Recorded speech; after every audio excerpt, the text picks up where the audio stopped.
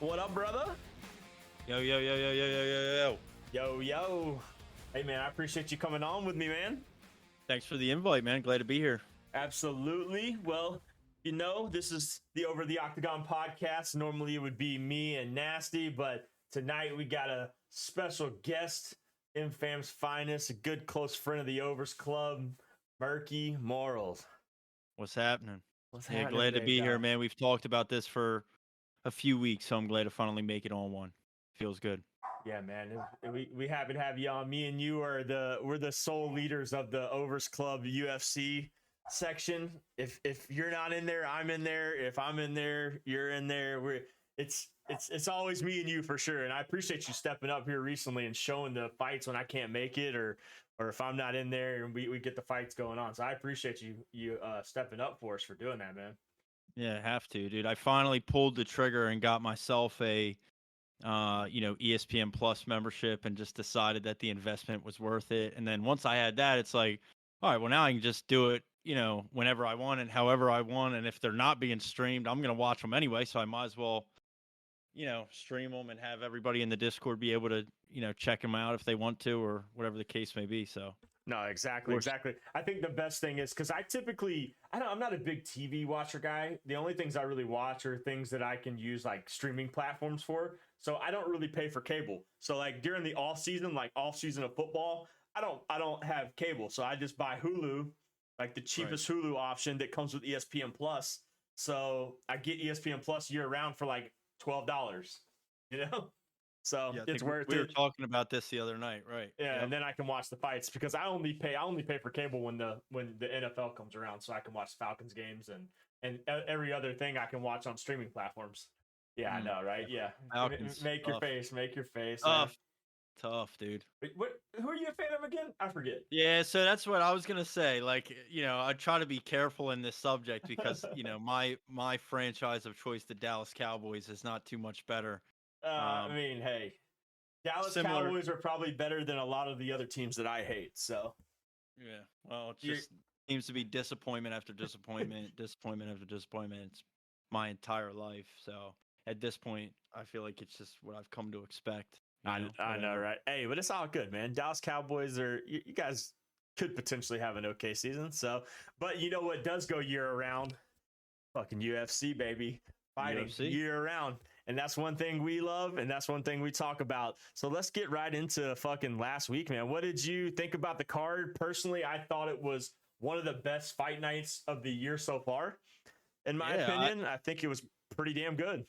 Yeah, I mean, I know you saw, all of my tweets and stuff like that as I was watching the entire thing. I mean, I watched the entire card, from early prelims, all the way to the main event, and like even the early prelim fights were awesome, right? I mean, there was, I don't know, I mean, I was impressed really with the whole thing. Like there was some bangers throughout the entire entire card. So I don't know. It was phenomenal. We started it off with, so we started it off with the two ladies, Rose Clark and Lisboa, which we know how it ended. That was kind of like you watched that fight and you thought the same thing I probably did. It could have been it was a good fight, but it could have been better. But Rose Clark, she got cut today. I think it was her last fight in her contract. So yeah, I did see that, and I was going to mention that to you also if you weren't going to say anything. I saw that earlier before hopping on here with you. While I was looking on Twitter or whatever, I saw, she was no longer on the UFC roster. I mean, I think I felt, to be honest, watching that fight, I could kind of see that coming, right? Yeah. Like, especially towards the end, like right before she tapped and then right after she tapped when the camera kind of showed her face, like that just, obviously she lost and like, so she looked defeated, but just, I don't know. I feel like the way that she looked said a lot more than just losing that fight. Like it felt like I'm just done, I mean, I know the Simps weren't happy, they were upset that she's gone. I mean, it's kind of a little smoke show in the UFC, but hey, it is what it is. Sure. That was the fight that I actually I got home right in time to start it. And then, because it was an early fight, so I came in at the very end of that fight, but right into the next one, Brian Battle, Gabe Green. Brian Battle showed no mercy, brother. He came out Right. and fucking put it to him quickly and ended it in the first round with a nice knockout. Man, that was a hell of a punch. I mean, dude, okay, and shout out to Dana White for still giving him money because that man missed weight, right? Yeah, that's true. He did not make weight, and Dana White still gave him a $50,000 bonus anyway, which like I think he probably should have given that performance. I mean, he knocked that dude out cold. Someone needs to talk to Gabe Green's coaches and figure out what kind of game plan that was. Exactly. I have no idea. Like, like that was the most ridiculous thing. Like that looked like a fight I would have seen at high school, like just bum rush the dude and swing wild punches. And like you just can't fight like that. These are professional fighters. Every single person on this roster can knock somebody out. He right? honestly looked like he was playing the UFC game. Like he was like, I'm gonna go in and just press X. Yeah. Spam and circle. Yeah. Until I knock this guy out. And he literally maybe have landed one punch out of all of that sequence. And then Brian Battle just came right over and bam, cold. Yeah. So yeah, no, Brian Battle looked really like clean in the defense, like to kind of avoid all of those punches and that flurry. Like he really didn't get hit. And then when he timed it perfectly, I think it was a right hook, and he just put it right on his jaw, dude. And I mean, that man just went face first into the canvas. I mean, it was beautiful. Shout out to him. I know Brian Battle was from Charlotte too. Yeah. And, so that was a pretty cool moment. The other thing that I noticed at that fight specifically was this is the second fight on the early prelims. And I know it's a little bit different. Like it was a little bit earlier of a card than we're used to, right? The fight started at noon, I think. Yeah. Well, noon Eastern time. But like it seemed like there was a decent crowd there already for his fight. Right? Like that's one thing I was definitely impressed with. And then so it was really cool to see him get the win in 14 seconds by knockout. Super exciting finish in his hometown. Like, I mean, there's no better sport in the world than mixed martial arts, dude. And the UFC does a really good job of like delivering on these just stories that write themselves, right? Like hometown kid. Yeah, and apparently I think it was the record sales for a fight night. Makes sense. Yeah, I think so. I noticed that right away. Because I remember sitting. I wasn't at my computer like I normally am watching the fights, or maybe I was at that time, but I had to go down to my parents' house and mess with my kids or whatever. But I remember watching those early fights and thinking to myself, like, wow, there's a lot of people there already, like, seems like some of these later fights in the pay-per-views and stuff, like the arena's like empty for these early prelims, but not in Charlotte, man. So shout out to Charlotte for that. I mean, they definitely made it exciting. For sure. And shout out to Brian Battle for that finish in his hometown, man. And then the next fight on the card, there was two very controversial fights on this card. This one was one of the biggest ones because there were so many issues. Kim Bohm,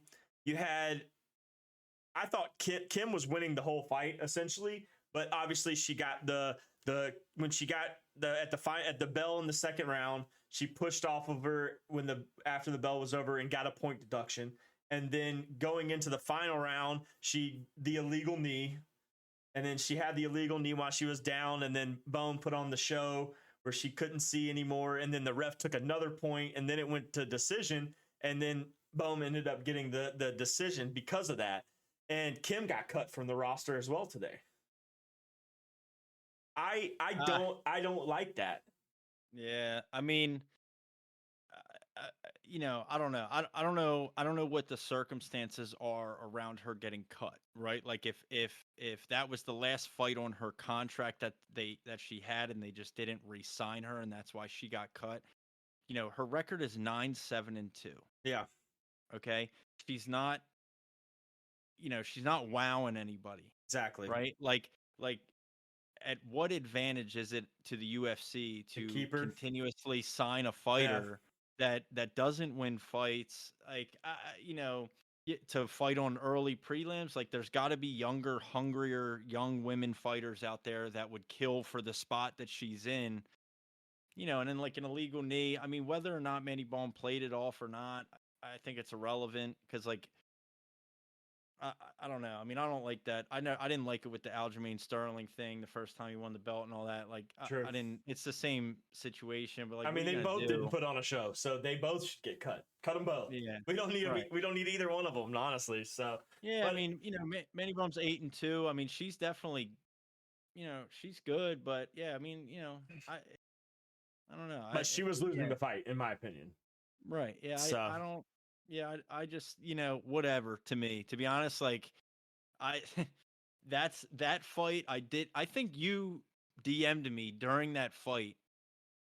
Was it that one? You DM'd me during that fight, I think, and and I was was like, like, what the hell fucking is boring. yeah, boring. Yeah, What the hell is this? yeah. Like, and and truthfully, looking at the card, uh, that was the worst fight, and the least entertaining one. And I mean, every other fight I think delivered and made it an awesome show from top to bottom. But yeah, that one was a miss.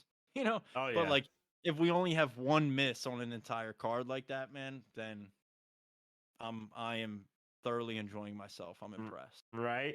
And then the next one on the list, we had Stamen Oh and yeah, Silva, which was the other controversial fight on the card, which we know that Silva got the unanimous decision, and now we're getting the investigation of could it have gone the other way. I know that at the end of the fight, I think his Stamen's team like put in a request to have it reviewed and like try to get it They did. overturned because of Yeah. how close the fight could have gone and how he could have won round one and it should have went his way, but it didn't. So I mean, again, we don't know how the outcome's going to go with that, so who knows. But and then we had Carl Williams, Chase Sherman, another good fight for Carl Williams. He's 9-1 now. He's looking good. Yeah. So Yeah. I mean, That was awesome. That fight was great, dude. Yo, Chase Sherman can take some hits, man. That dude was getting yes, he can, bro. He's rocked. getting rocked. And just like whatever, he just kept marching forward. He was like a zombie, dude. He just kept walking forward, and he was getting beat up. But he I also respect the was shit out of another. that. He also was another one on the list that got cut. So he got cut. I mean, he's 16-12. Like you said, when you got someone like him with a 9-7 record, how many times are you going to keep signing someone that keeps losing? So the UFC probably made the right calls on the cuts. But Carl Williams looked great, and Chase Sherman has a chin, as we can see. So, and then to finish off the prelims, man, shout out to fucking Matt Brown, baby. Shout out to Matt Brown. Man. I think the whole world loved that knockout. I mean, a first round finish from a 40-year-old veteran in the UFC. It doesn't get much better than that for UFC. You don't get to see that often with guys who are of that age coming in and such late in their career to headline a prelim and get that knockout in the first round. Like, I'm sure he was on top of the world after that, and tie the UFC record for most knockouts in UFC history. He sure did. Like, dude, it was just so. It was like, oh my god, that was so incredible. It was such a perfect punch. Like, he just right on the button, man, and dropped him, and it like. He knew it right away, right? Because they talked about it, at the event, and John Anik and stuff. Like, he didn't follow up. There was no, punches on the ground. Because he knew, man, it was just walk off. He knew what it was, and both of these guys are up there in age. And Court McGee's been around forever too. He's got 34 fights under his belt. Like, these dudes are both veterans. I love I like Matty Brown, man. Like, hearing him talk about, he's a guy, like, I don't know how you don't like, just like his whole attitude towards fighting, and listening to him talk about even things with his son, right? Like his son, high school wrestling and state championships for his high school wrestling program. And, like, he's just super involved, man. And then to still be out there, doing what he says he's doing at 40 some years old, man. It's just, that was such a cool moment. For sure. And then to get into the main card that did not disappoint by any means. We had, I think it was probably one of the quickest main cards just because fights went so fast. We started out with Alex Morano, Tim Means. It was such a good fight at the beginning. And then Morano that perfect catch with the guillotine choke. It couldn't have gone any better for him. In that second round when he came in, went in for the takedown and just got caught in the guillotine. I know Tim Means was upset, and he's a veteran. He's been around for a long time. He's got like 47 fights under his belt. Yeah. So right. he's been around for a long time. But Morano getting that guillotine sealed the deal for that, and Morano's looking great. He still looks good, and if he keeps fighting like he's fighting, who knows where he could be. I don't know if he's going to be a top 10, but he's definitely a good contender for wherever he's at. So it was a good fight overall. And then Carlos Ulberg and Paterio or whatever, however you say his last name. What a knockout, man. Right. That was good too. I never seen someone, I said this to my buddy, I've never seen someone stop the fight on their own before the ref even stops the fight. Yeah. That's right. I was sitting there trying to think. I was like, which one was this, man? Because it was that so one. many. I was just thinking to myself, which one was it? But I knew it was that one once I saw it was the knockout. And I was like, he got him down, he knocked him down, and he just walked away and like pointed, and the ref like stopped the fight after he walked away. I think he hit him like 2 good times. Yeah. And to where I think he because he was kind of on one knee up against the cage, right? Yep. And he hit him 2 good times. And I remember now thinking back on it, his hand, like he hit him the second time, and he had kind of been covering up, and when he hit him that second time, his hands kind of fell out to the side, like almost like, he kind of like stopped defending himself, and instead of hitting him again, which would have just been like, devastating shot, he just stood up and walked away. Yeah. I mean, I probably wouldn't do that if I was in his position. Like it's I always think back the ref to stops, Yeah, I always think back to that quote by after he knocked out Ben Askren. Jorge Masvidal. Jorge Masvidal. They're giving up his BMF title. They announced today too. We'll get to that. But, we'll get to that. They asked him. I remember in the press conference afterwards, were those punches necessary? Of course. They're like, really? Were they? I mean, he was already knocked out. My job is not to go until he's knocked out. My job is to fight until the ref pulls me off of him. Yep. Right. And, so I don't know. I mean, what happens if he walked away, the ref doesn't stop? I mean, it's just, I don't know. It's weird, but yeah, he was beating him up pretty bad, and that's probably a good stoppage. But I think Ulberg gave a good performance, good showing. He'll be a good light heavyweight contender moving forward after that big win. And now we get into the last 3 fights, which couldn't have been better. Yeah, you're gonna start it off with Ian Gary, Daniel Rodriguez. I think I'm gonna say this right now. Ian Gary is gonna be a fucking problem. He is a problem right now, but he seems like he gets better every fight. Definitely does. Yeah. This one, his last fight before this, I forget who he fought exactly, but because I remember watching in Discord with you guys. UFC Song March. He just yeah. And he had gotten rocked a couple of times in that fight. And he came back. He finished it by TKO in the 3rd round, I think, in that fight. But I do remember thinking like, okay, and then when this fight got announced, I was like, okay, here's going to be a test, right? Because D-Rod is a dog. D-Rod is a dog, man. D-Rod does not get knocked out. He hasn't. Right. That was the first time he's been knocked out. This is going to be a fight, man. D-Rod is a dog, and like it just shows how good Ian Gary was, and then listening to him talk about it afterwards at the press conference, like. He set that head kick up perfectly, right? Perfect. Body kick, body kick, body kick, body kick, body kick, body kick, to where every time he threw a little feint, D-Rod's hand dropped to try to guard the body, and he went up top, and he caught him. It looked like his, foot landed kind of right behind the ear on the side of the head. Yep. And D-Rod was done, man. There was no shot after that. That's a heavy shot, dude. I'm not trying to take no head kicks, man. So but Ian Gary has a great build for the welterweight division. He almost has like a Corey Sandhagen build. He's got the long arms, long legs. He can set up those perfect head kicks. He's got a good reach advantage on a lot of his opponents. He's going to be a problem, and he's going to look really good against some of his future opponents. And he moved up to he beat the number 15 guy. Now he's ranked number 13. So huge upgrade for him. and that's going to set him up for a top 10 opponent next. Yeah, I think that's appropriate. I mean, I know his plan, listening to, things that he said after this fight and, seeing what he posts on Twitter and things like that. He wants to do 6 fights and his 7th fight being a title shot. Yep. So 2, 2, and 2. So 2 fights in 10 to 15, 2 fights in 5 to 10, 2 fights in the top 5, and the 7th fight being a title shot. I don't know if he'll be able to get through all of those before working his way. Shot? Yeah. At some point. I mean, if he wins 2 more, he gets a title shot, I think, personally. Yeah, I mean, at some point, you start beating these higher-ranked guys, depending on how he beats them. If he wins the fights and how he beats them.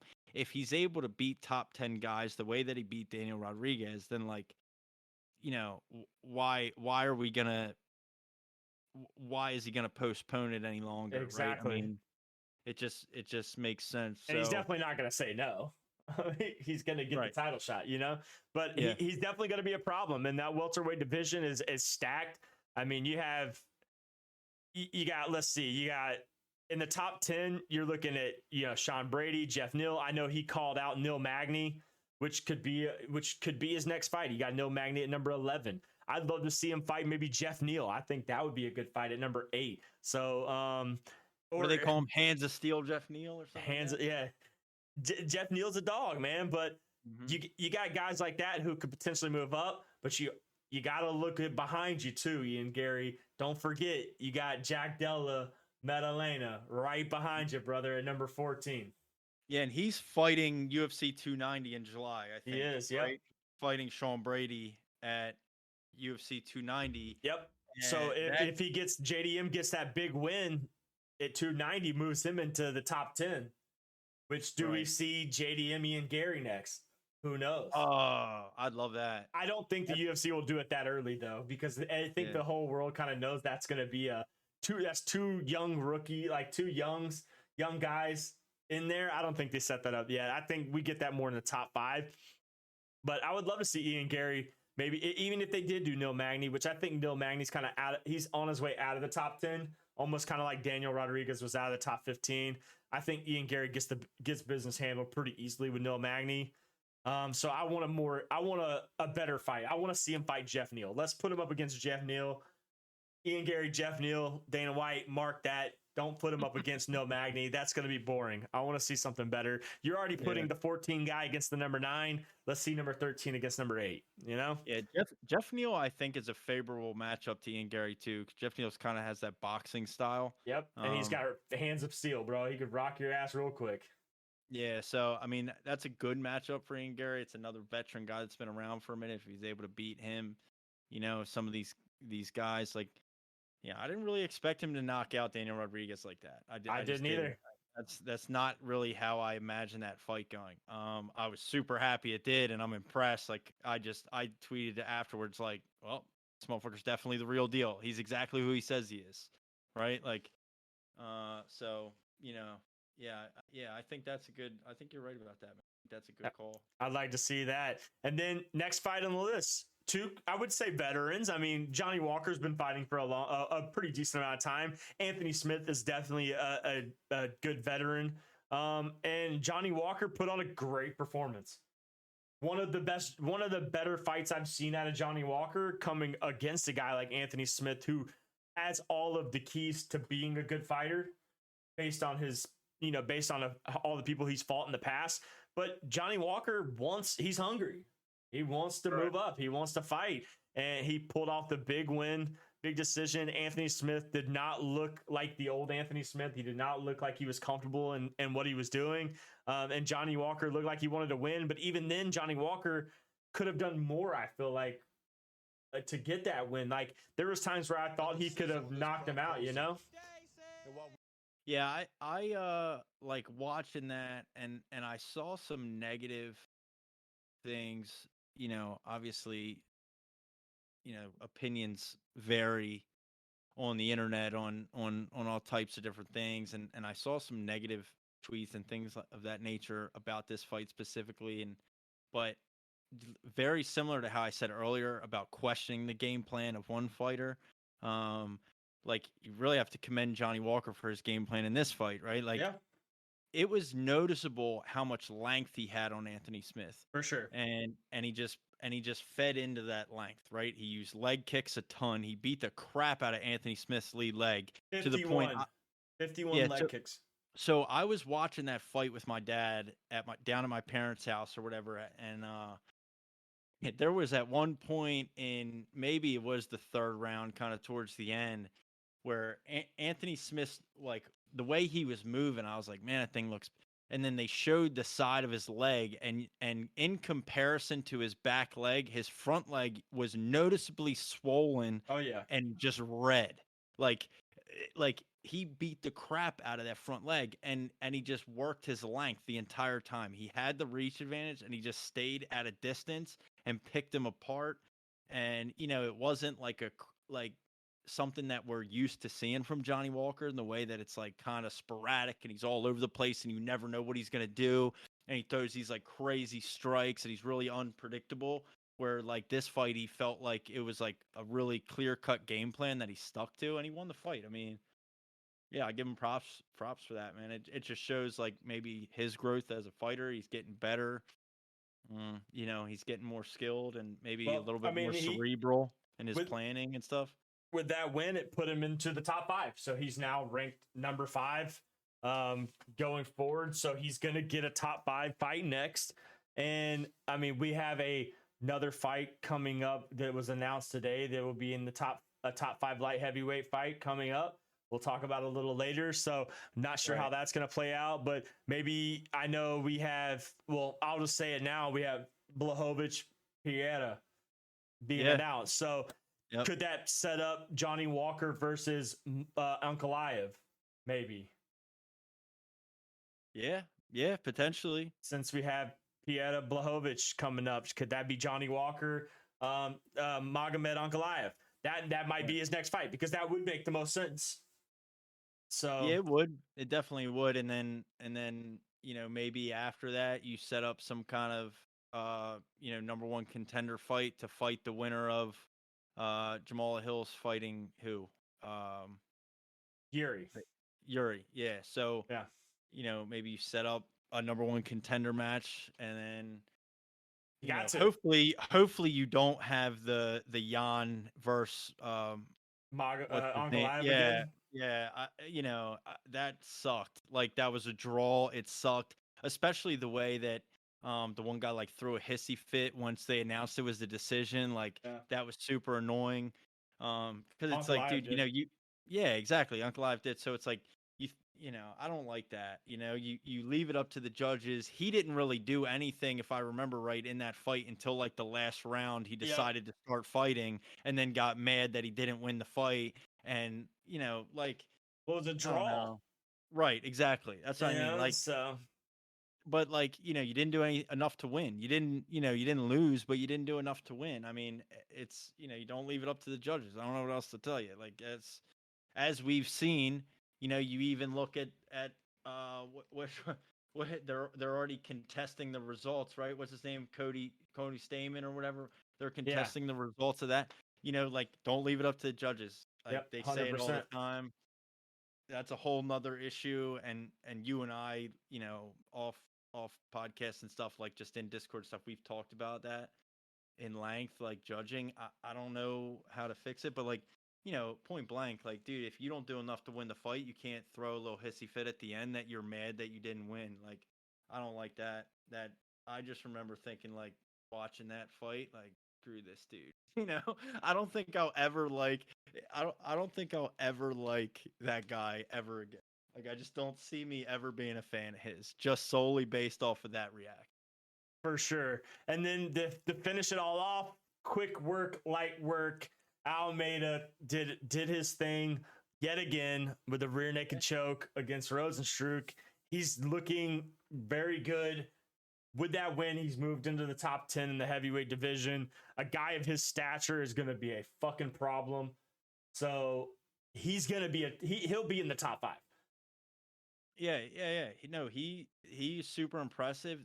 The craziest thing, and like I told you, I was watching these fights with my dad, right? And down at my parents' house, and we're watching them, and they kept saying exactly what he wants to do, and he says exactly what he wants to do, right? He takes you down, he gets mount, from mount he puts a hook in, eventually gets to your back and chokes you out. Yep. I mean, he gives a step-by-step breakdown. He tells you exactly what he's going to do to you, and you still can't stop it. Yep. Right? And hey, man, like Rosenstruck's not a chump, man. That dude's a tough guy, and Almeida made he defended it at first for a while, like for a good 2-3 minutes. He defended it, but Almeida just set it up so perfect, and then boom, fight over. So, the takedown, if I remember correctly, the takedown was really clean too, right? The blast double, it was the blast double leg. Yeah, but he missed really the first clean. one. He got stumped on the first one, and then set it up, boom, came back, got with it, and finished it. So, but even overall, on the feet, he looked good though. Even on the feet, like that's I said to you before we hopped on here. Like his hands looked fast. Like he's obviously he was a lot lighter, right, than Jairzinho. He was I think they were saying 15, 20 pounds lighter or something like that. I mean, you can tell in the way that he moves and in his speed in his hands. You can tell he's lighter. He had the speed advantage for sure. And I mean, man, you have that big of a speed advantage. It makes all the difference, and it showed in this fight. It'll be tougher when he gets into the top 5 because you got guys like Tom Aspinall, you got guys like John Jones. You got guys in the top 5 who ain't no damn who are not fat. No offense to the Roadster, but they're not fat. Yeah, right. You can't fight Derek Lewis every time. Exactly. What I mean? So you got these big guys who are just punch power. Even Curtis Blades is going to be a problem for that guy if Curtis Blades can figure out what his problem is. But overall, give the fight card. I'd give it an 8 out of 10. I think it was pretty fucking good. I think overall with some of the decisions kind of took the 2 points away. But I think overall, it's an 8.5 out of 10. A damn good card. That's a pretty good rating. I agree, man. I enjoyed it from top to bottom. Like I said, the one women's fight that was like blech, but every other one delivered. Like even the ones that went to decision, like the whole time, even the fights that went to decision, the entire fight, you're sitting on the edge of your seat thinking like, dude, at any second this could be over. Yep. Like either one of these guys could end this fight at any second, and that's why this is the greatest sport on earth, man. I know that's right. Nothing like it. There's absolutely nothing. Well, unfortunately, we do get the fight night this coming week, which is not more than likely going to be as good as this one. You just don't get as many names on it as you did last week, so a lot of stuff's going to get overlooked. So, but you got a couple of decent fights on the card. The prelims, you have a bunch of people on the prelims who have pretty decent records, so they're going to make for some decent fights. Some high level names on the prelims. You got Chase Hooper trying to make a redemption on there. So you got, and then you have Orion with an 8-1 record on there. You got Nick Fiore with a 6-1 record. So you got a couple people trying to make their names on the prelims, but in the main card, you have some okay fights. Starting it out with Michael Johnson, Diego Ferreira. That fight should be a brawl. That fight it's very evenly matched when it comes to striking. Both these guys are good strikers. Their reach is the same. Their weight's going to be on point. They're the same height. So overall, and they're around the same age. So that fight could potentially turn out to be a banger. I think, and Michael Johnson's coming in as the underdog. So that we'll kind of see how that one plays out. You got Michael Johnson is a veteran, so he's been fighting for a while. So I'm not really sure how it's going to play out right now, but with the experience of Michael Johnson at a plus 125, it might be something to look at. But even then, who knows? Michael Johnson's a plus 125 in this? Plus 125, yeah. I'd take that. So, I mean, I don't hate go either way. I would take that. So, I mean, I could definitely see him landing that punch, landing the knockout punch and finishing it off. And then the next... Exactly. And the next fight on the card is going to be a brawl. I think the rating, the stats on this one are a little bit off. I think the line's a little bit off. So you got Buckley and Fiello. Buckley's the favorite at minus 230. I like Buckley, but Buckley sets himself up for failure so much because he is he's a guy who gets overconfident inside the octagon sometimes, and it costs him the fight. 9 times out of 10. When he starts to get too confident, he loses every single time. If he just stays calm and fights his fight the whole entire 3 rounds, he could win this fight easily. But he gets overwhelmed sometimes. He gets overconfident, and when he does that, that's when he relaxes himself and loses. And Fiello or however you say his name, I'm horrible with names, but he's coming off of 2 losses, he's coming off of 2 losses by knockout. But Buckley's also coming off of a loss by knockout as well, where he just got knocked out by Chris Curtis. And he lost to Imavov too. So he has a little bit more experience with some higher ranked fighters. So I see why he's the favorite, but I wouldn't count out Fiello because of how Buckley can get when he's too confident in a fight.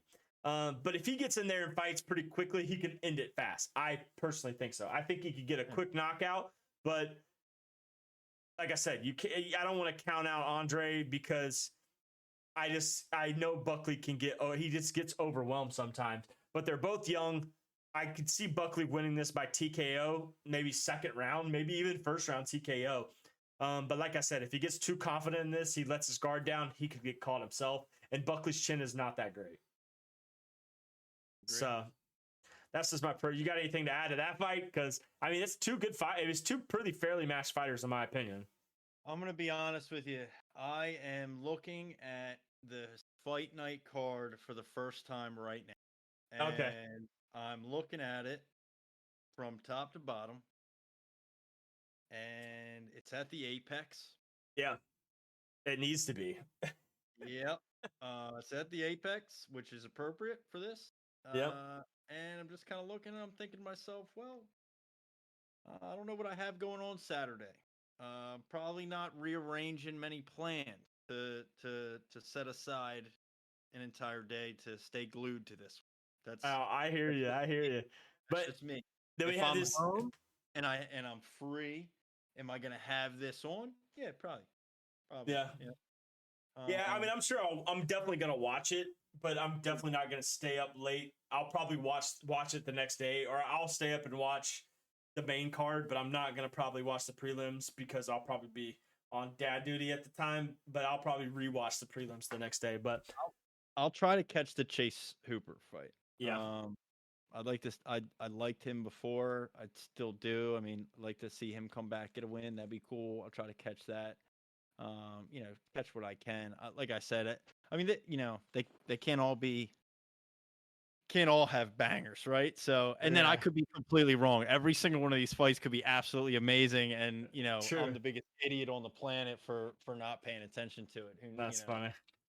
But the women's fights, I mean, you got Emily Ducote and Lupi Godin. I can't say her name. Godinez. That's going to be a good fight. Ducote is coming off of that loss against who's headlining the fight, Angela Hill. And Lupi looked great in her last fight. So it could be a good fight. It could be a good brawl. I think women's fights, they're either really, really, really fucking good or really, really, really fucking bad. So it really just depends. But these ladies, they're really good, they're pretty fairly matched. So much shit for that comment, dude. Oh, that was so good. But it's true though. It is, yeah. It is. Yeah. They're either really, really good or they're really, really bad. Yeah. And we've seen high level women, like the best of the best women, have the worst fights. And we've seen the worst women have some of the best brawls. So it's like, you never know what you're going to get. One of the worst fights I think I've ever seen was that one Thug Rose fight, right? The Rose fight, yeah. Yeah. I mean, everybody wants to forget that fight. Yeah, I know. She hasn't fought since. I know. I love her to death, so I'll forget it. It's not a big deal. I won't think about it anymore. But yeah. Yeah, bro. But that could be a good fight. Who knows? Good, yeah. And absolutely. then the co-main Shabazian and Anthony Hernandez, another you one. Said that you said that name with ease. How did you say Shabazian so easily, but you couldn't get down Godinez? What's going on over there? Because I remember watching Edmund Shabazian's last fight, and then just one of those names that I just picked up the rhythm to, just listening to the commenters say it so much. But yeah, Edmund Shabazian and Anthony Hernandez. This is going to be it's going to be a different fight because Anthony Hernandez, his strictly jiu-jitsu, strictly wrestling, takedowns, jiu-jitsu fighter, and Shabazian is a striker, you know? So if Anthony Hernandez can lock in that takedown, lock in the submission, he's going to win this fight with ease. But he needs to watch out. He could get knocked out. So I don't see this fight going the distance, in my opinion. I think this one's going to be one or two things. Either Shabazian's going to knock him out or Hernandez is going to get that submission. Could come in the later rounds, though. Maybe round 3 finish. But I don't know if this fight goes the distance, in my opinion, because both of these guys have the capability to finish each other. So I could definitely see this fight finishing it up in the second or third round. But I do like the main event, though. I don't hate Mackenzie Dern versus Angela Hill. Two great women fighters. Angela Hill's coming up, trying to get back into that contention spot at strawweight. Mackenzie Dern looks great every time she's been fighting here recently. So Angela Hill does not have, like, if there's a time, the time is now. I mean, she's 38 years old. She's 27 professional fights. Yep. I mean, she's 15-12. A loss, like, she loses this fight, then what? Like, I feel like that's gonna be the conversation that's had. Probably she's gonna have to have it with herself, right? I'm 38 years old. How much longer can I continue to do this? And I don't know. I mean, Mackenzie Dern's 12-3. She's 30. She's entering her prime as far as fighting years, it seems. I mean, a win here, I think, for Mackenzie Dern is huge. Like, it really puts her in a position for contention. I mean, I think there's a lot on the line for this, more so than it seems initially. Like, the more I look at this main event, the more I like it, to be honest. Like, and I'm going to be completely honest. I think Mackenzie Dern gets it done. I do too. I mean, she's a little bit smaller of a fighter, I think, right? I mean, Angela Hill is probably has a little bit of a reach advantage, but maybe not a little much, longer. Though. Right. But the thing is, this is the biggest thing. So you got Mackenzie Dern. Her last fight was against Jan, who just recently knocked out Jessica Andrade. She went 5 rounds with Jan. Angela Hill, I don't know when the last time she's even gone 5 rounds is. So if this is a 3-round fight, I'm calling decision all day long, Mackenzie Dern. The fact that this is going to be a 5-round main event, I'm going to side with Mackenzie Dern because she's going to be able to finish this fight in the 4th round or the 5th round with ease, in my opinion. I think Angela Hill's gas tank's going to run out, and I think Mackenzie Dern can probably seal the deal. Yeah, I don't disagree. I like I said before, man, I just think 38 years old, especially for a female professional fighter, I just, you don't see it, right? I mean, you got Cyborg, dude. Look at her face. Yeah, well, I don't even really know what to say about Cyborg, dude. I'm not going to go there. I don't think. Is she really a cyborg? Yeah. I'm not hey, this is over the octagon. You can go wherever you want to go. But anyways, I mean, fight night overall, the biggest thing. I'm going to give this a 6 out of 10 right now. We'll see if it impresses me and moves up in my ranking. Yeah, like I don't know. It's unrateable. I hate to say I don't care, because I care. Obviously, I care about every fight. I watch, the most obscure things and whatever. But I mean, the main event, like I said, the more I started looking at that main event, the more it became interesting to me, right? Like, both of those, fighters, a win there is huge, right? A win there puts either one of them in some kind of contention, so it means everything. Angela White towards the end of her career, 38 years old. The time is now. So I think there's a lot on the line for both of them. Yep.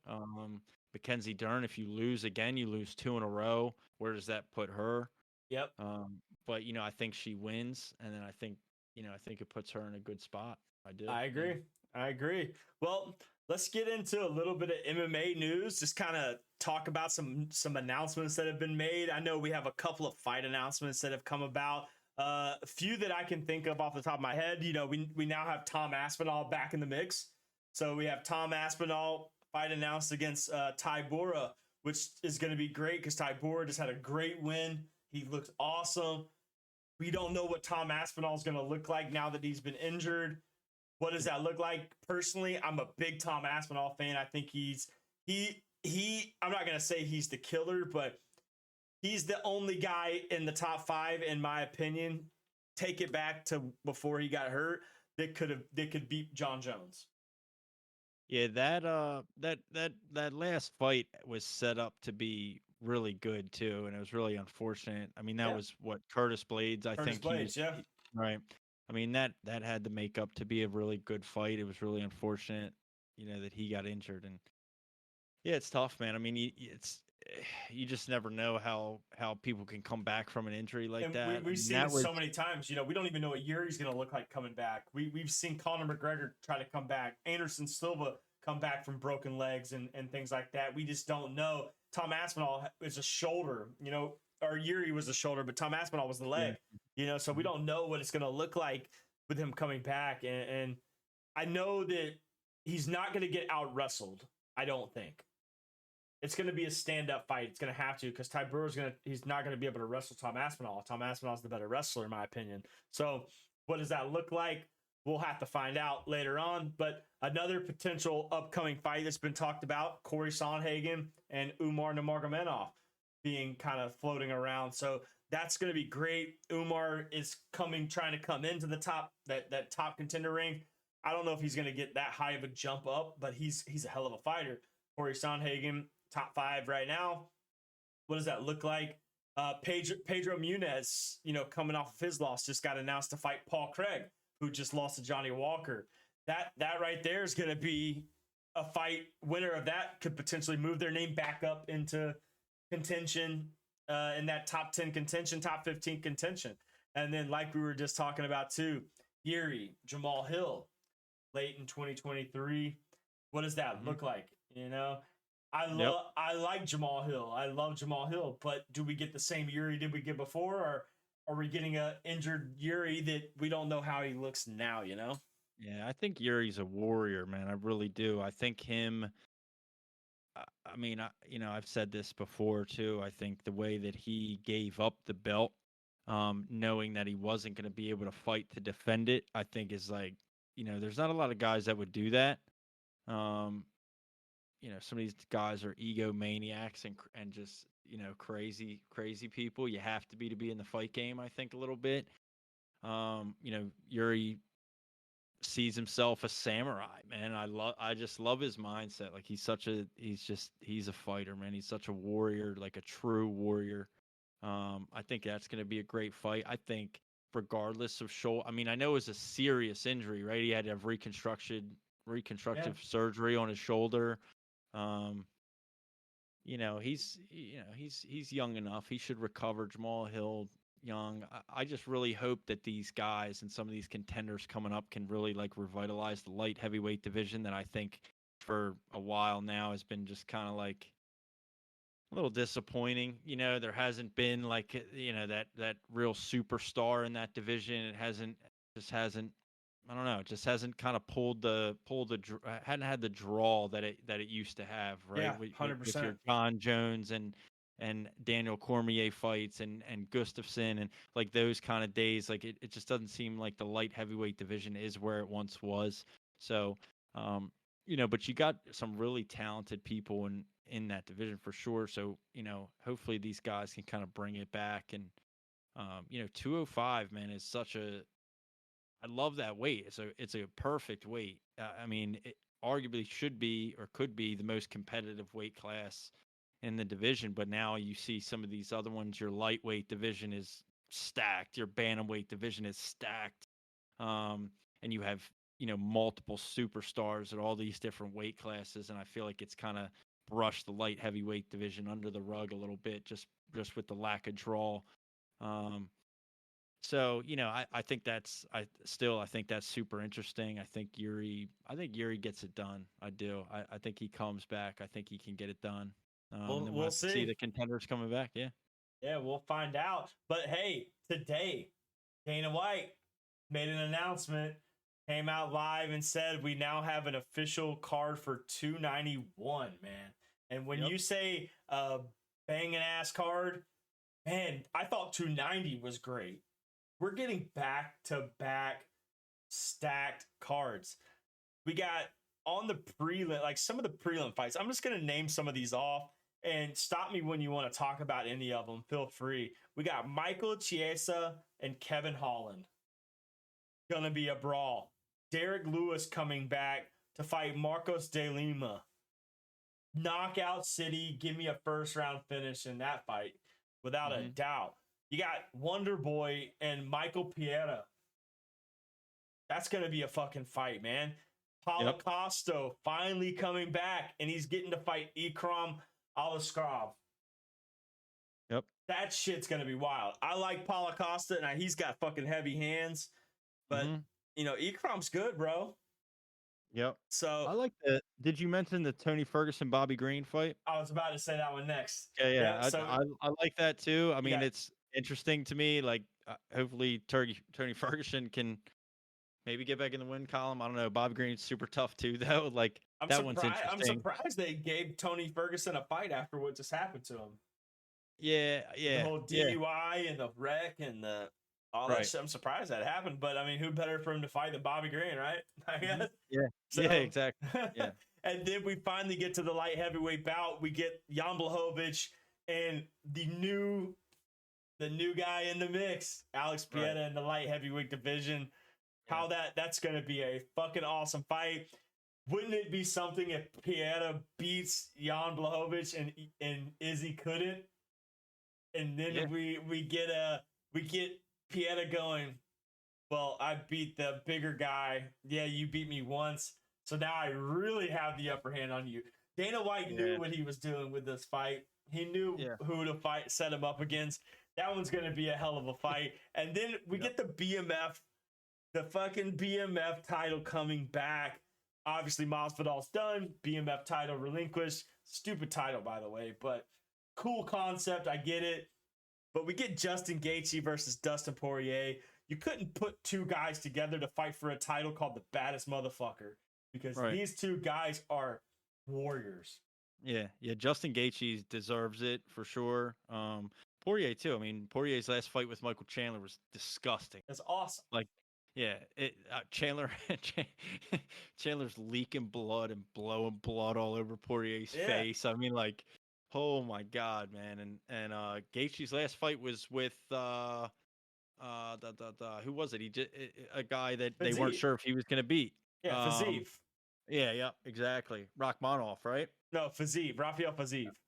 Okay, yeah, and they weren't sure if he was going to beat, and he handled business, man. He handled it and showed him there's levels to this shit. I think the winner of that fight is, dude. It's so weird because you got those two, the number 2, number 3 contender fighting, but you also have Charles Oliveira fighting Beneil Dariush in this upcoming UFC, the upcoming pay-per-view.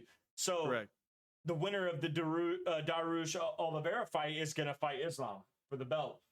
But does the loser of that, or the winner of Poirier Gaethje, do they get the next? They have to, right? I would think, yeah. I would think. I mean, the trouble is both of them have had chances, right? And then multiple chances. Taking losses. But like obviously in one of the most competitive divisions in the UFC, they're both still in the top 5 for a reason. Like I just said, Gaethje had a guy, that was on the come and he took that fight anyway. That's a dangerous fight for him to take. Like he has nothing to gain by taking that fight, and he goes out and he beats him. Right. So it's like I said, it's to me, that was a statement saying there's levels to this shit, kid. You ain't there yet. Right. And so my only thing with the BMF title is like, I think it's cool and all, but like, I don't know, it's stupid because you don't defend it. So like like you think they did it with Masvidal Masvidal and Diaz. Diaz, Yeah. and then, but like you just give it to the guy, and then he carries it around like I'm the baddest motherfucker. But then you lose fights after that, and nobody else gets it. Yeah, So exactly. like, I don't know. It's just it's whatever. It's cool. It's it's a way to make this a main event. Really, I mean, it's the ability to put something on the line to make this a true main event, to have a title on the line and not just like a top contender fight. But if we're being real here, 5 rounds, Gaethje Poirier. Yeah, it's gonna be blood pouring. Yeah. That shit's gonna be awesome. You can't ask for 2 guys. You're almost getting Chandler Poirier too, but right. with a guy who's better than Michael Chandler, and that's Justin Gaethje. Yeah, I agree. Yep. So yeah, I agree. I mean, what a fight card to be announced, and then we finally get the reassurance of Sterling O'Malley. Yes, finally coming. It's here. The true test for Aljamain Sterling is finally here, and the true test for Sean O'Malley, is he that guy? Is he gonna be that guy to be the belt holder? And it's finally here for Sean O'Malley, or is it out the door for Aljamain Sterling? I think you know how I feel, but I'm gonna be quite honest with you, and I've said this before. Sean O'Malley's good. Mm-hmm. He's definitely good. I just don't. This might be one of those. I don't know. I'm really going to be, as much as I hate Aljamain Sterling, I don't want to say Sean O'Malley's going to lose this fight because I don't know, because I just watched him beat Piotr Jan. But Aljamain Sterling is 100% capable to wax the floor with Sean O'Malley. Yeah, I mean, I just think the wrestling disadvantage. Yeah. And like knowing the type of fighter that Sterling is, like he's annoying, right? Like he will 100% commit to a fight that's boring as shit and just lay on Sean O'Malley's back for 5 minutes. Yep. Like, I think it, like, that's what my first impression is. Like, I think Sean O'Malley loses by a decision because Aljamain Sterling is such a bitch that he's not even going to fight him. He's just going to hold him on the ground and hold his back. And, I don't know. As much as, I don't know, it's just not Sean O'Malley's game. Like, he has to try to keep it on the feet somehow and strike him and outstrike him. I mean, and I don't know. I think if he does that, though, if he utilizes his distance, he's going to knock Aljamain Sterling out. That's best case scenario. Yeah, because Henry Cejudo was landing strikes. He was landing overhands. He was landing good punches. He was connecting with Aljamain, and Cejudo was smaller than Aljamain Sterling. So yeah, the only thing is for Sean O'Malley to use his distance. Yeah, the biggest difference between Triple C and Sugar Sean obviously is the wrestling disadvantage. 100%, yeah. Triple C is a gold medalist wrestler. Sean is not that. So no, not at all. He's gonna really have to. But one of his best skill sets is keeping that distance, right? That's what he's made a living. He's made a living from fighting that way. Yep. So, that's his way. That's the only way he wins this fight, is by keeping his distance. 100%. Well, and that's why that's what's so interesting about mixed martial arts, right? Is because you have these different styles going up against each other, and what we've seen in recent years is that it just feels like grappling is always winning out. But you never know, because some of these guys with such high level striking, it only takes one shot, right? Yep. Like, I don't need to grind you out on the mat for 3 straight minutes. You let me land one shot on the right spot on your jaw, and that's it. I'm walking out with the belt. And, that's very possible with Sean O'Malley. You've seen it. He's had plenty of walk-off KOs.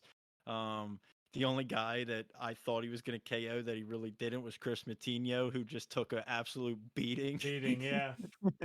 But I mean, that dude took it on short notice. He's tough as nails. Shout out to Chris Matinho for that.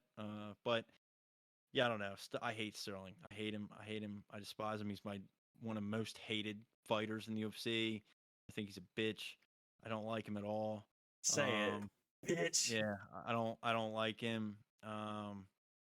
you know, I don't care. He's fuck him, dude. He I got sucks. it. I agree. But with You all know, he that, with sucks. all that being said, with all these announced fights, I just got one stat that I saw today, and I think it was on Spinning Back Fists. They tweeted it out, and I saw it, and it just caught my attention because I've talked about this. I've talked about this many times. They tweeted out there has been 13 of the 25 main events canceled in 2023. And I've always said it. I'm like, dude, so many fights are getting canceled, changed. Like, here we go again, another one. You see me tweet about it all the time. Here we go again, another fucking fight canceled. Yeah. Like, how many times are we gonna get this until we get a consistency? Because it never used to be like this, and now we're getting so many fights getting canceled. So I don't want to get my hopes up for any fight we got announced because we just don't know at this point. Because 13 of 25 main events getting canceled is a lot of main events getting canceled. It's in more than 2023. We're not even fucking 6 months in yet. Right. Yeah, it's more than half. Yeah, it's a noticeable problem. I don't really know. You know, I don't know what to attribute that to. I don't know what's changed. Injury and injuries, man. But I mean, how can that be any more than it's ever been? I mean, That's true. You have to think. I almost just think maybe the sport is changing to where, you know, fighters are a little bit more careful and they're trying to be smarter in the fights that they pick. To where, you know, maybe it's more at their advantage to back out of a fight if they're injured as opposed to trying to fight hurt. Or maybe back in the day with some of the more old school fighters, they just fought no matter what. You're probably right. From the cloth they were cut. Yep. And it seems like kind of this new age, you know, younger fighters that are coming up, they're being a little bit more careful with their career. You see it with like guys like Ian Gary and Sean O'Malley, the way that they fought, you know, they became superstars really early and you could tell they were very good. But they kind of like took their time to get to where they are, fighting, you know, lesser opponents and things like that. And I think maybe that's what it is. You just see people being a lot more careful in the fights that they commit to. Thanks, fucking. Damn, I just forgot his name. I was about to blame somebody for it, and then I forgot. Disregard that. But yeah, 13 out of 25 main events. That's wild. Yeah, it's a ton. It's definitely a ton. I think, you know, all things considered, though, you know, UFC does a really good job of making up for it the most part. Like, I mean, I'm a true fan, and even, you know, I don't feel like there's been many misses. Like, it just, like we talked about UFC Charlotte, right, in the most recent fight night. I mean, that entire fight card from top to bottom was incredible, I thought, and it just seems like regardless of cancellations, you know, shout out to UFC and Dana White, they seem to make it work. Find people to fill in, guys, you know, fighters are always ready, man. I love that too, like taking shit on something on short notice. Yeah, that's becoming more and more common nowadays, the short notice fights. Yeah, so, I mean, you know, I had a conversation with a fighter recently. You know, you and I talked about him briefly, and you know, you got to stay ready, right? Like, if you're not in this position, if you're not in this position in the UFC, you know, signed to like a multi-fight contract and things like that, and you're just kind of waiting on an opportunity, you're trying to prove yourself and waiting for your number to be called. You know, there's no time to lack, man. You got to stay ready, and so, you know, props to the guys that stay ready and perform and show up when that number gets called, man, because it can be life-changing. Yep. You know?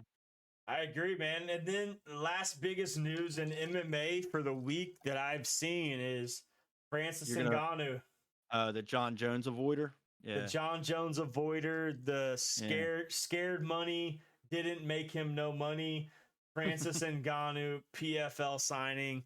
So I have a couple of stats or a couple of bullet points on this that I saw. So his PFL signing. So he signed a PFL in hopes that he is. The deal with PFL has been it's been verbally agreed on for 2 months apparently, and he says that PFL Africa is what he's pushing the most, and he's obviously trying to get PFL Africa as big as PFL America, but he's looking to box in 2023 to 2024. He's not going to take any sort of martial arts fights into 2024. So he's looking to set up a boxing fight, maybe like a tune-up fight, and then potentially maybe like a Deontay Wilder or a Tyson Fury fight, which I highly doubt is going to happen. He's looking to potentially have like a heavyweight tournament in PFL. The winner of that faces him. Like, who the fuck made this guy all of a sudden the ringleader? Like, bitch, you better get in there and fight those guys too. Yeah, I don't know. What did they call that back in when you'd get drafted into the military? A conscientious objector, I think is what they called it, right? To avoid getting drafted in military service. I think Francis Ngannou is a conscientious objector of MMA. He's he's trying to set himself up for what he wants. He saw John Jones come back and was like, the UFC does not align with my values anymore. Yeah. And, so I'm going to ask for outrageous things that I know they're not going to agree to. That way I can justify walking away. Because even I see in off of the spinning back fist, right? Ngannou says he's still down to fight John Jones if that could get worked out. It's not going to get worked out. He's saying that just to try to say something, Right. It's not going to get worked. This, right? So like, just, whatever, man. But listen, I mean, that's our perspective, right? The outside kind of looking in, obviously, we're both John Jones stans anyway. That dude's the greatest of all time in my eyes. I don't give a fuck what anybody says. But you and I, we talked about this earlier, right? Like, I think about it in the sense, like, trying to be objective and trying to look at it from both sides and look at from Francis's viewpoint, maybe, right? If this puts you in a position with the PFL to be in some kind of front office opportunity in the future, you start this PFL Africa thing, you really help people in Africa and help the sport grow in that area, and you can maybe he can take Israel Adesanya and Kamaru Usman with him, and they can go be PFL buddies and get their asses out of the UFC. Yeah. I mean, you can keep Kamaru Usman, but because I want to see him get knocked out by Leon Edwards again, but you can take Izzy with you. I think that's deaded. I think that's done. He knocked him out. What an amazing story. Then he beat him again. I think that's done. I think Usman, I think he needs to figure out what he's going to do. Maybe, I know he had mentioned maybe moving weight classes or something like that. I don't know if he's Hamzat. Yeah, I mean, right. I mean, that makes sense. I'd like to see Hamzat fight again. He's going to. Hopefully he can actually make weight. That'd be the only thing. Well, he's moving up. He's going to move up a weight class for sure. But yeah, man. But you got anything else you want to add to any of that, man? Any other news you want to add? No, I mean, we covered so much. I know. It's just super exciting. Today was a very exciting day in the fight world, in the UFC world. I mean, you had this Francis announcement, and then in true Dana White fashion, he goes live and announces something bigger and better. Yeah, exactly. Yeah, you almost wonder if he did it on purpose, right? He did.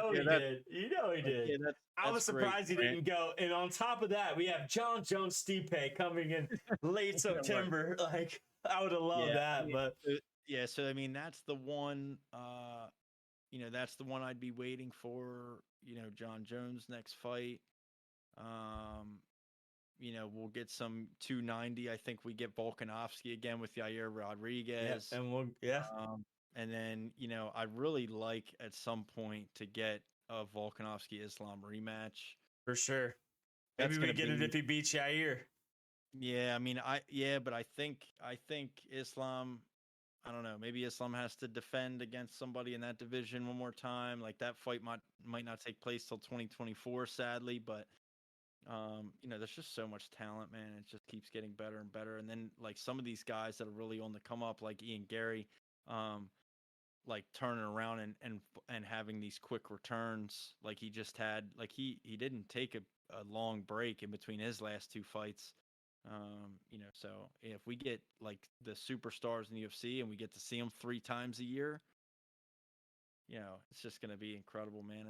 It's exciting. It just keeps getting bigger and better. And I mean it's awesome. Can't wait to see what happens. Did they announce the entire card for UFC Boston? That would be O'Malley and Nah, they didn't, but they did announce Whaley defending her title. So you have O'Malley Sterling that will be in Boston. That's the Boston card. Correct. And then you have the main, the co-main is going to be Zhang Weili defending her belt against So Amanda Lemus. Yeah. So I think I mentioned this to you, and I don't want to say too much, but I think what I mentioned to you about a guest on this podcast who is attempting to get on the UFC Boston card. Yeah, buddy. I think having the O'Malley Sterling fight announced now and official, I think is maybe all the more reason to try to get him on, and I think it'd be a great addition maybe to the prelims of that card. So that could be super exciting. So maybe that's something I'll try to work on, and we can get him on here. Yeah, man. Well, we'd love to have him. I'm going to announce this right now. Any up-and-coming amateur fighter, professional fighter, any fighter that wants to come on the podcast, share their story, talk, call somebody out, talk about their life, talk about their fighting career, this is the place to do it. We're an up-and-coming podcast ourselves, so we're very dedicated to what we do.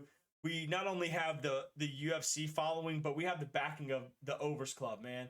And I've never seen something grow so fast like the Overs Club has in the past 2 years.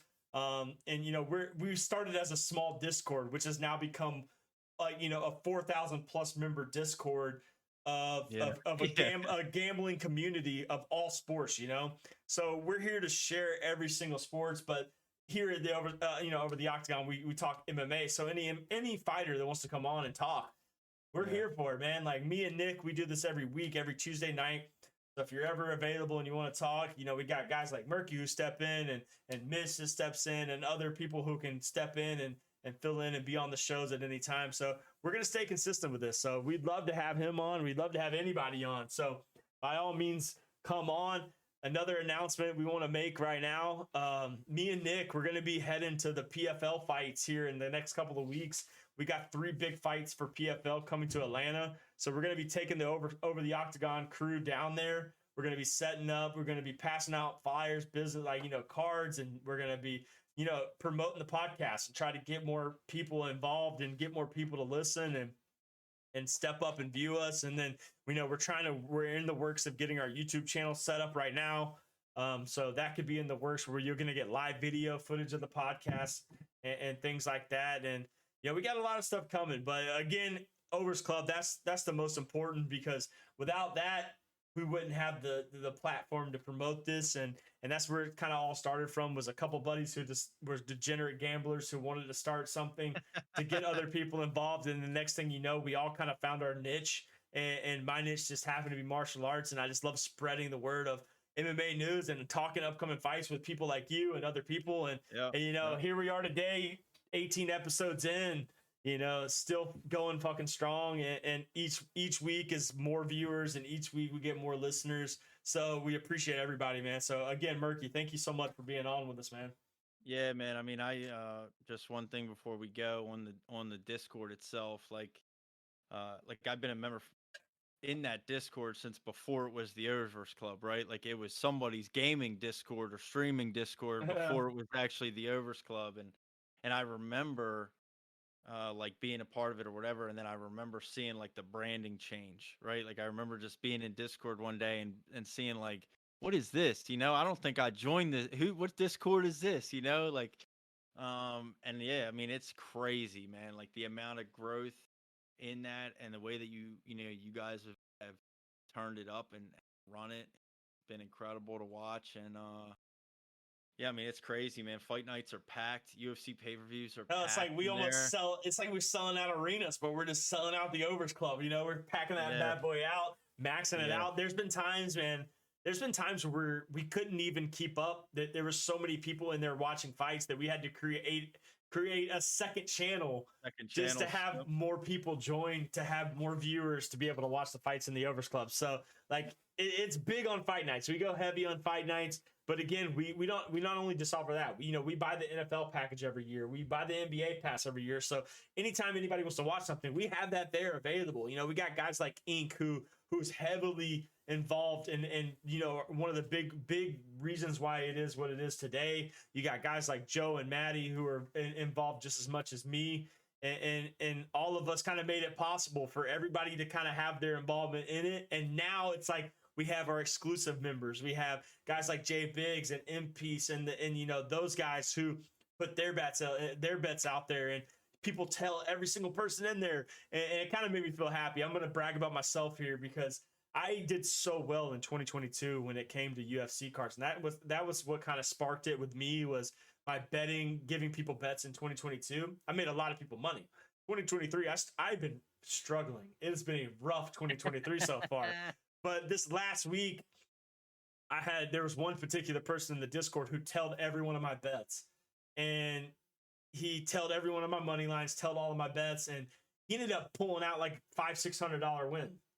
So shout out to him for telling me, thank you. But for him to give me that shout out and say, hey man, Dirty Bird knows his shit, he's about it, made me feel good, made me feel like I was back in it again, because dude, I've lost a lot of fucking money in 2023 off these fights because I get so heavily invested into what I think. And then the UFC has been so 50-50 this year. It's been so hard to determine things, man. And I'm still going to do it every week. And it's kind of, I kind of get into my own head sometimes when it comes to it, because I don't want to lose people money, I don't want to tell people the wrong thing. But I think when I look at these fights and I look at all these stats, I'm like, this is the right thing. This is the best bet you can do. And then it might not go my direction and they might lose money. But when it does go the right way, everybody's fucking cheering, everybody's happy. But man, I beat myself up when I lose, and they might not think it that way, but I take it to heart. I'm like, I don't want to lose other people money, because I might lose my, my $50, $60, $100, $200, and they might be losing $500, $1,000, Right. It's the fight game though, man. I mean, we talked about it tonight. You and I have talked about it, off the podcast in length. I mean, you have so much talent, even looking, like we talked a little bit about odds, some of these guys, minus 100, 125, like, I mean, the odds don't show clear favorites in a lot of these fights, right? Like everybody is so talented, and it's mixed martial arts. You have varying styles. You have guys with one punch knockout power against these grapplers, and, catch him with one shot and that's it, right? Like you can predict that one guy's going to out wrestle him and drag him through the mud and all these things, but he gets caught. That's it, right? And he, so yeah, I mean, it's tough, man. It's a lot different. I think a fight game is a lot different than any other sport out there, especially when it comes to gambling, just because, I mean, there's so many, it's up in the air. There's so many things that could happen. There's so many different possibilities. There's so many different ways to end a fight. I agree, man. It's what makes it the best sport on the fucking planet. That is very true. Very true. Well, hey, man, again, thank you so much. If you want to stick around, hang out, and talk after, feel free, brother. I'm going to be vibing out. But this is Over the Octagon podcast. Next Tuesday, we'll be back again for another episode. We got another fight night coming up again next week to talk about. Then we got the what is it, 289 coming up. We got 289. We got another fight night next week, Kai Kara France and Albazi, and then we have 289 to talk about. So we got a lot of stuff coming up. Then we got another couple fight nights, but we're here every Tuesday night to record. Episodes come out in the morning on Wednesday after I edit, and we're gonna keep it consistent. So Murky, I appreciate you, brother. Thank you, man. I'll chat it up with you some more, man. We'll see y'all next week.